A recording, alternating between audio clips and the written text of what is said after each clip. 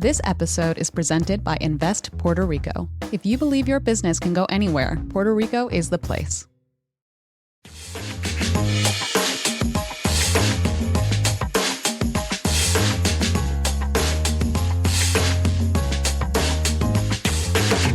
Hello and welcome back to Equity, TechCrunch's flagship podcast about the business of startups. I'm Rebecca Bellan, and this is our Wednesday episode, where we home in on a trend in the tech world and dive deep. Late last week, U.S. Securities and Exchange Commission Chair Gary Gensler said that he was, quote, proud to serve the agency, which sounds like a hint at an upcoming resignation. Gensler has faced heavy criticism for his crackdown on crypto, including a recent lawsuit from 18 states, and he's likely to be replaced under President-elect Donald Trump, who has vowed to oust Gensler. On Tuesday, the Wall Street Journal reported that Trump is meeting with Brian Armstrong, the CEO of crypto exchange Coinbase, to discuss potential personnel appointments. Now, this is all news to keep in mind during the conversation we're bringing you today, which is my interview with Jonathan Levin, the co-founder and CSO of blockchain analysis firm Chainalysis. Jonathan and I caught up at our Strictly VC event in New York shortly before the Gary Gensler news dropped to discuss the imminent change for crypto in the wake of the U.S. election, trends in crypto crime, Chainalysis' choice to run its operations in the U.S., and how to build trust in crypto. Let's take a listen. Thanks for joining. Thanks for having me. So Connie briefly introed your company, but I would love to just get from you top line, what's Chainalysis, right? Chainalysis. I always want to say chain analysis. So do all of our employees, so does our customers. Yeah, lots of people get it wrong. The founding story of Chainalysis was that it was founded by people who have English as a second language. So, But what we do at Chainalysis is we provide investigation software and compliance solutions to government agencies that are looking to solve cryptocurrency-related cases. Also, we provide compliance solutions to all the financial services firms, fintechs, entrepreneurs who are building in the space, who need to comply with their money laundering obligations and make sure that risky people aren't using their platforms. Yeah, I can imagine that it's about to get a lot busier for you. So, obviously I want to talk about the work that you've done, but first I'd love to just, address one of the probably elephants in the room, that Bitcoin just crested $90,000 in the wake of Donald Trump's win last week. Are you expecting there to be continued euphoria or maybe a pullback when you get this kind of a push? Yeah, I think that one of the things that people should look at when they're thinking about the implications of, the election for cryptocurrency is that actually cryptocurrency became a pretty big bipartisan issue during the election cycle. And so if you look at sort of the platforms that were put forward, Kamala and Trump had digital assets on the agenda, pushing forward that there needed to be a strong movement in the United States for the industry, and that we're not doing enough when it comes to stablecoins and having rules on the books for people who are actually building in cryptocurrency markets. That being said, Trump has obviously started off and has been critical of Gary Gensler and other people who have held back the industry in the United States. And so there is a lot of optimism at the moment of actually specific rules that are going to be repealed that allow for new people to build businesses and change of people at the top of the regulatory organizations so that there'll be less regulation by enforcement and more clear rules for people to build businesses with. Yeah, there's a lot of hype, and I think a lot of that is tied up in this kind of expectation that there, as you said, repealing of rules, so kind of less regulation all around. Or I don't know, is it that it's going to be less regulation, or are we going to see different kinds of regulation, right? Like seeing crypto be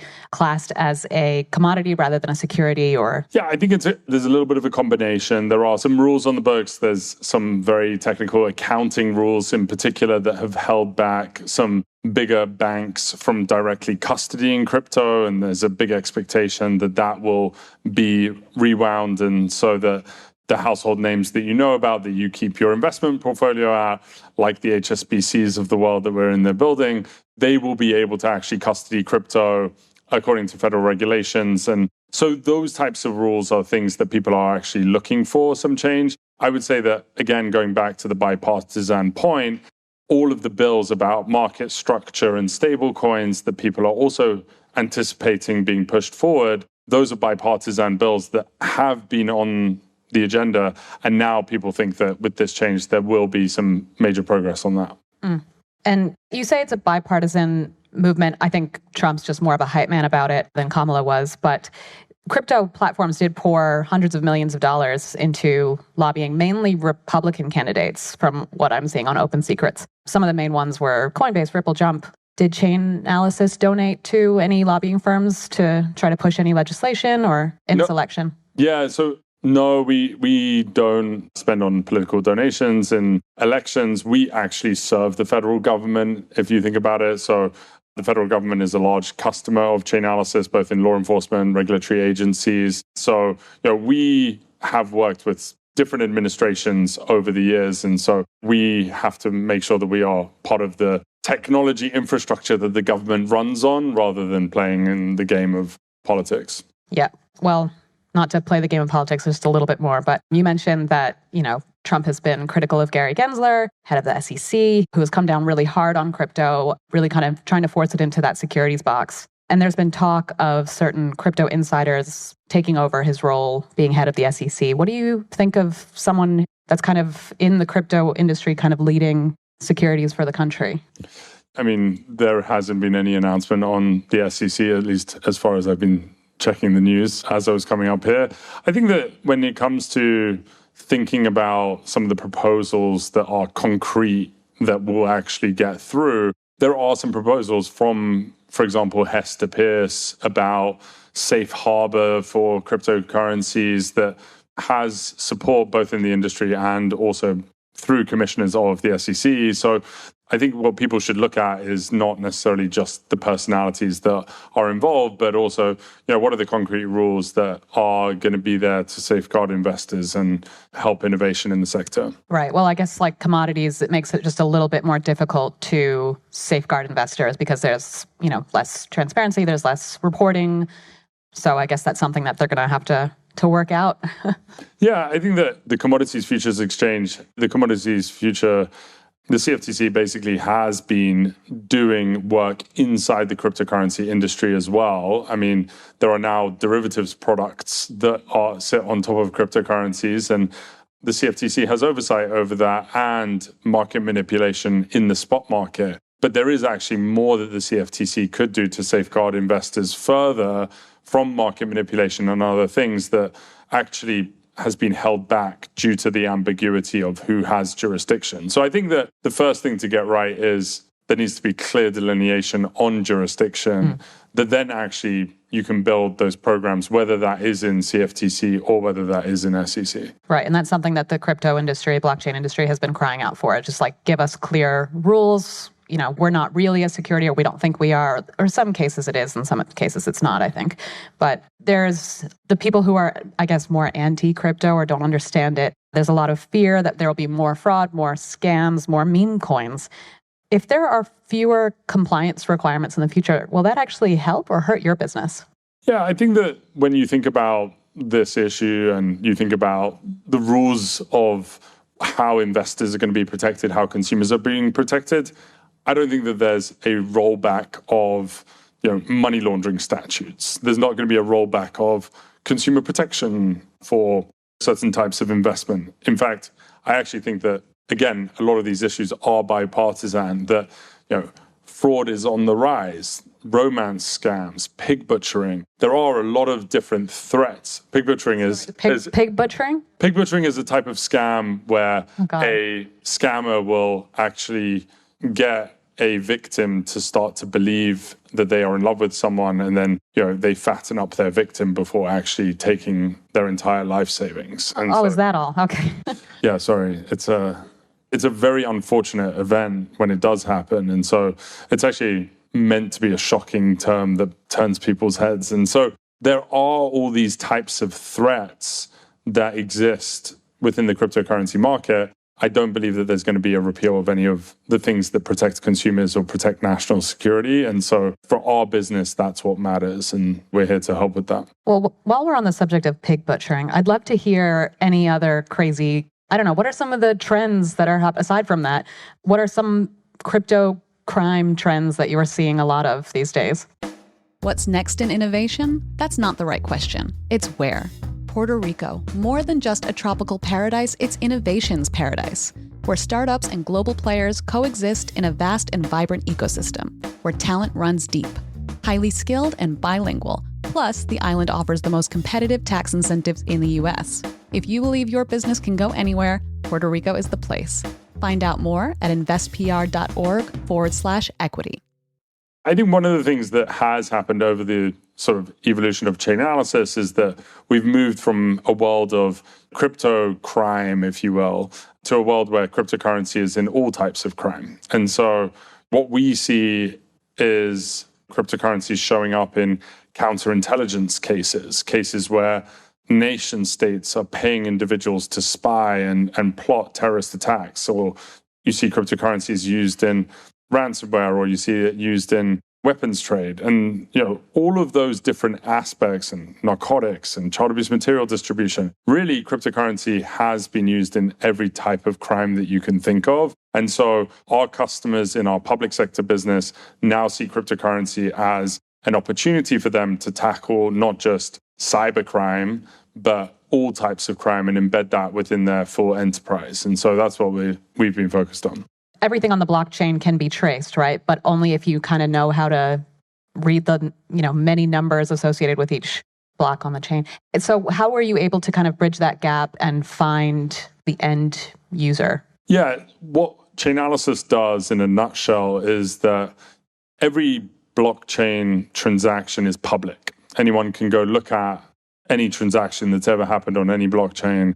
What the blockchain won't tell you is which entity actually put those transactions in the blockchain. Was this transaction put there by the US government? Was it put there by North Korea? Was it put there by Coinbase?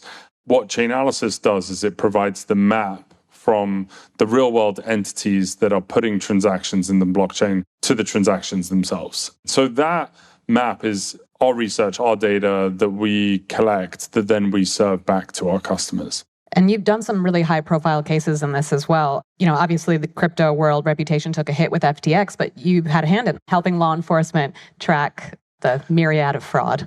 Yeah. And look, we get involved as a business. Our technology powers thousands of investigations pretty much every day. And so I don't even know all of the different cases that we have helped solve. But in the case of FTX, we were called in to essentially be able to follow the money on exactly where all the assets were sitting. And people can read the public filings on the case, the criminal case, and you can see that assets were spread everywhere. And being able to identify those counterparties and move really quickly enabled the administrators to actually be able to recover those funds and return those funds to victims of the crime. Are you finding that people who use crypto in crime, they're finding better ways to kind of cover their tracks using, mixing software?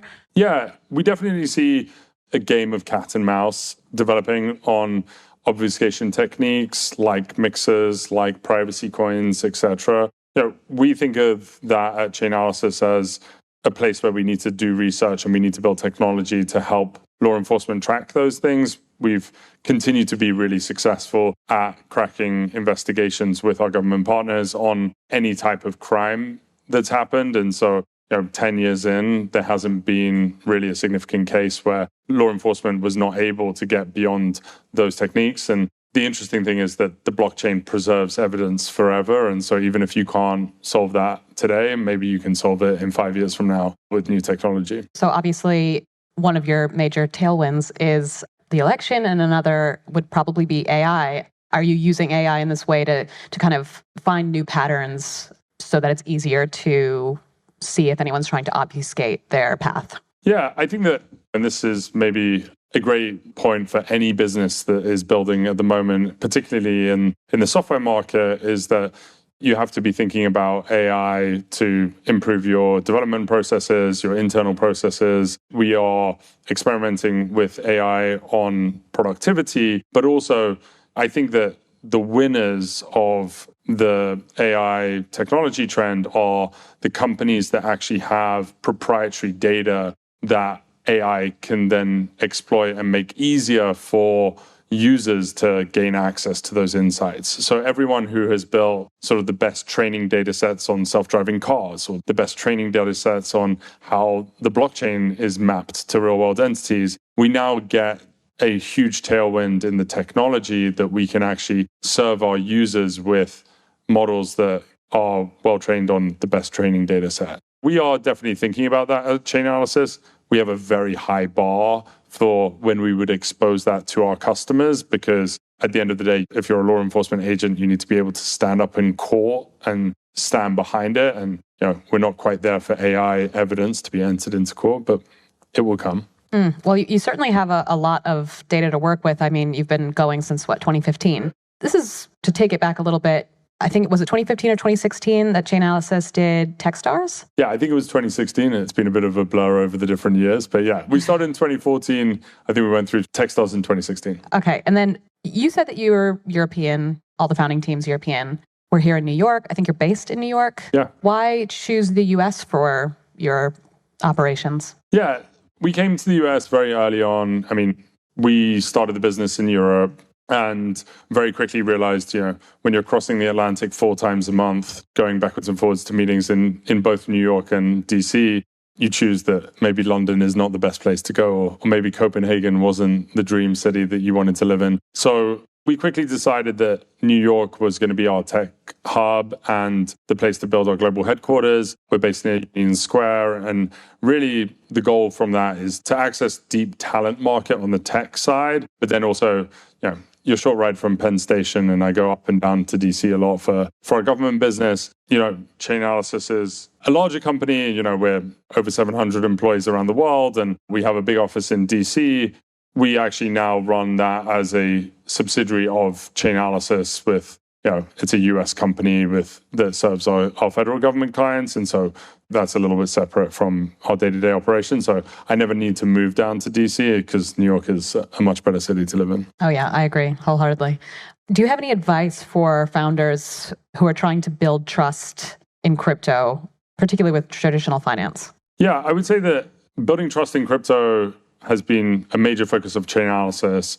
I think that explaining to businesses in the financial services space what is first and foremost the business opportunity. People do not care about the technology that moves bytes around a machine. People care about the outcomes that you are generating for their business and for their bottom line. The good part is that there are now multiple stories of huge successes in traditional finance for cryptocurrency. You have ETF products that have been launched. They're the most successful ETF launches of the last decade. You have stablecoins actually being used as the majority of payments that are happening on cryptocurrency networks. You have huge opportunities for cross-border and other types of applications that actually will impact those businesses. Start there, and when it gets down to the risks around money laundering, give Chainalysis a call. Okay. Any predictions for the industry moving forward? We've talked a little bit about some of your AI predictions I'd like to hear, and then just, anything you'd like to share. Yeah. I'm very optimistic about stablecoins being used for more payments. I think you'll see, people may have seen that Bridge was bought by Stripe for $1 billion. They're a stablecoin infrastructure company. You'll see some very big names and logos of huge enterprises that are now starting to move money internally cross-border for operational purposes. You're going to see governments also move money cross-border for payments of infrastructure and other types of deals. That is going to be a big trend for 2025. Yeah. I was like, I had to think about it too. I'm like, when are we? What year are we in? And then I would say that maybe a bolder prediction is that, AI is obviously topic of the day. I've come across a lot of companies that are now building infrastructure to allow AI agents to actually have native wallets. When I first got into crypto, there was a lot of talk of machine-to-machine payments, like your fridge paying the grocery store for milk that would get delivered, like stuff like that. I don't think that that's the machine-to-machine payment world. The real machine-to-machine payment application is going to be AI agents that are able to pay other agents to complete various pieces of work for you. And that is a new trend that we're starting to see inside the industry. And I think if you look into 2025 and 2026, you'll see a lot more of that is native to the technology, which is really exciting. Awesome. Well, thank you so much for coming on to join us today. And thank you all. Thanks, Rebecca. Equity is produced by Teresa Loconsolo with editing by Kel. Bryce Durbin is our illustrator, and we'd like to give a big thanks to our audience development team and Henry Pickavet, who manages TechCrunch audio products. Thanks so much for listening, and we'll talk to you next time.